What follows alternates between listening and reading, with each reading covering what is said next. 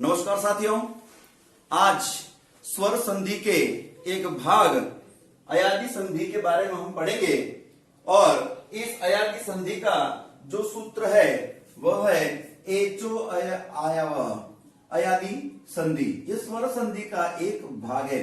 Echo अयवायाव ये स्वर संधि की अयादी संधि का एक सूत्र माना जाता है। अगर हम इसका विश्लेषण करें तो यहां पर देखो एच लिखा हुआ है। क्या लिखा हुआ है? एचो मतलब एच। अब एच क्या है? माहेश्वर सूत्र के अनुसार ए ओ अंग ऐ औ च ये एच प्रत्याहार है। क्या है ये? एच प्रत्याहार है। और इस एच प्रत्याहार का क्रमशः अय अव आय आव इत्यादि हो जाता है।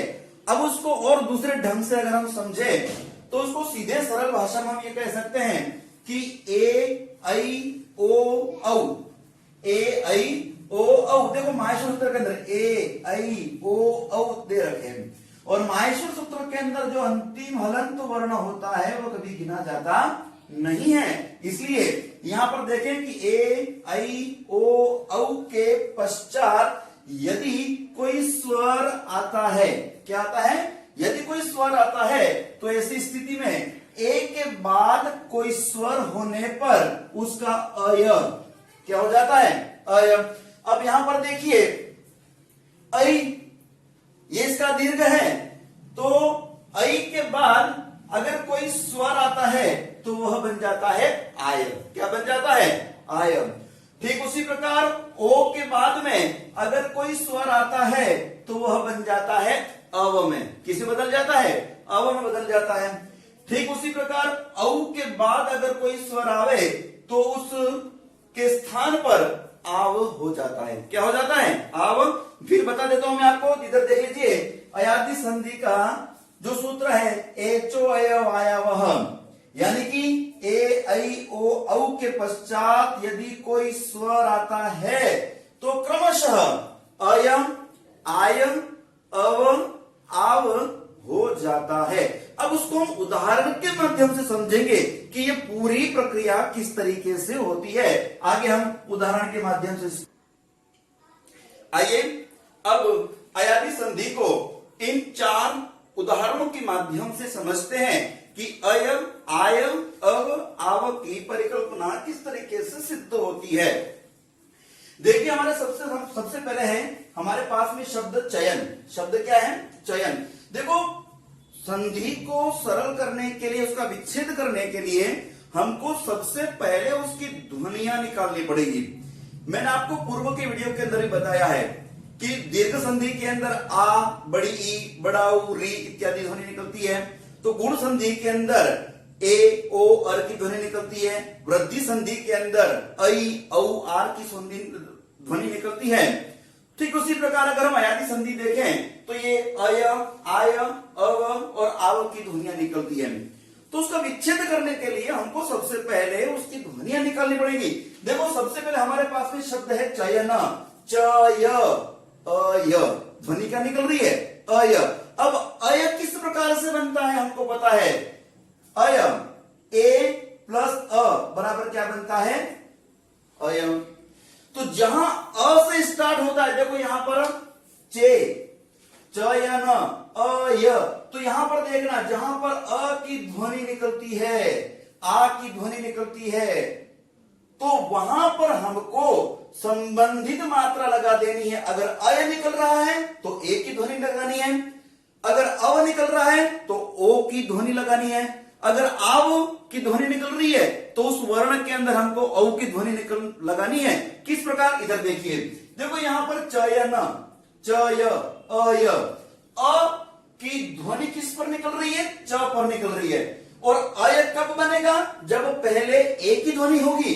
तो इस च के अंदर हमको सबसे पहले ए की ध्वनि लगानी है, जे। उसके बाद इस य की ध्वनि जो है वो अ की ध्वनि है, इसलिए यहां पर हमको लगाना है न। तो संधि क्या बन जाएगी? चे प्लस अन, चे प्लस अन। अब उसको वापस देखते हैं। इस चे के अंदर कौन सी ध्वनि निकल रही है? ए की ध्वनि निकल रही है। इधर अ निकल गया, हमने पूर्व पढ़ा ए के बाद कोई स्वर आने पर ध्वनि कौन सी बनेगी? अय की बनेगी। कौन सी बनेगी? अय की बनेगी।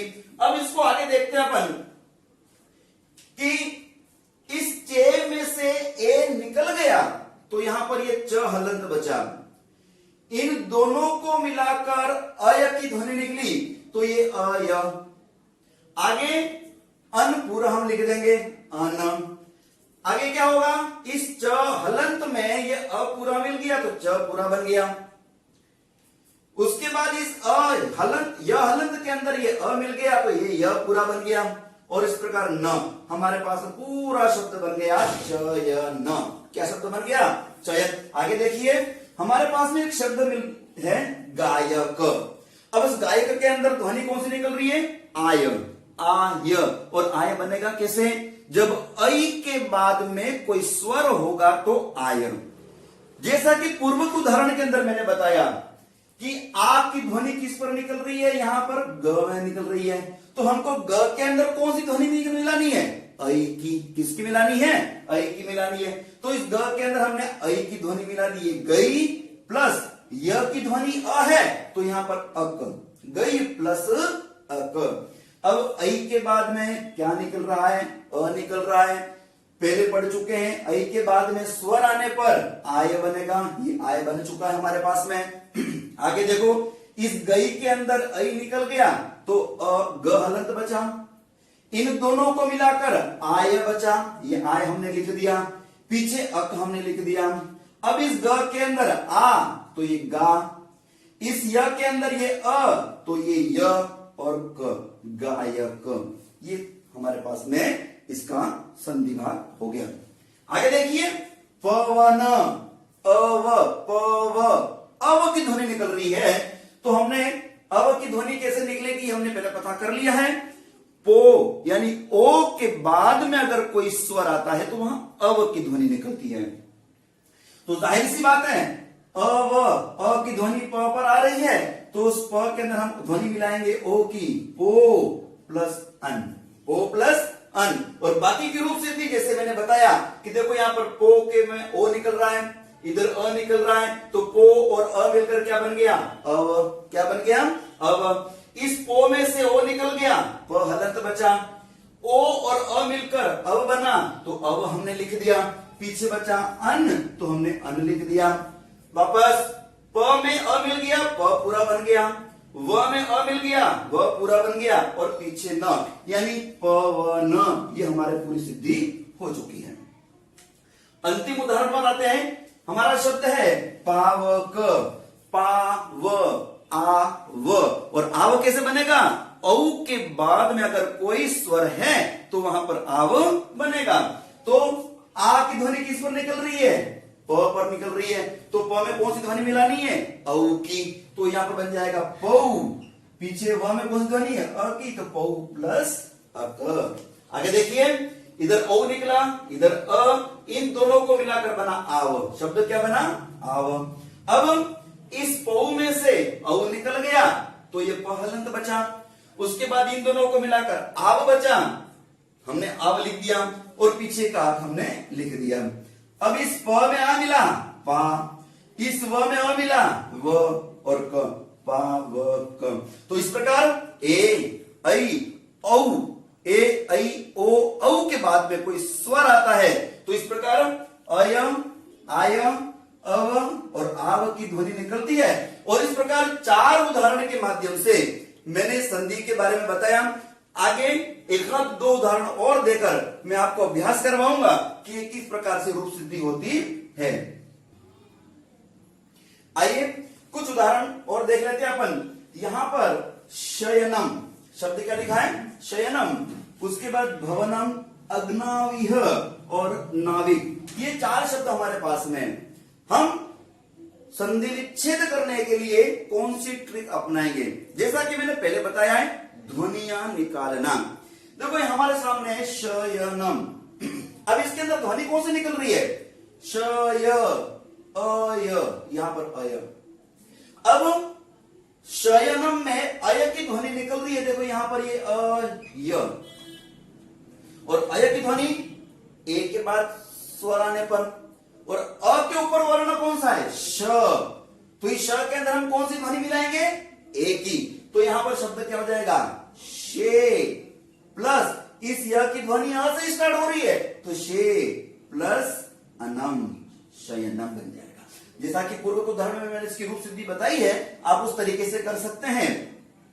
दूसरा भवनम, अव, अव, और अव की ध्वनि ओ के बाद स्वर होने पर अ के ऊपर कौन सा वर्ण है? भ, तो भ में हम कौन सी ध्वनि मिलाएंगे?